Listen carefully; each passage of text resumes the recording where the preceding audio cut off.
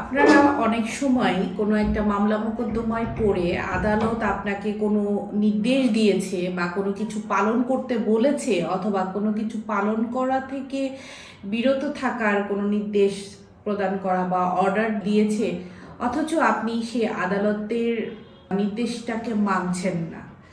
এইটা থেকেই আপনি নতুন আরেকটা আইন না মানা বা আইন ভঙ্গ করা বা আইন বহির্ভূত আরেকটি কাজের উদ্ভাবন করছেন বা আপনি আরেকটি ঝামেলায় যুক্ত হচ্ছেন।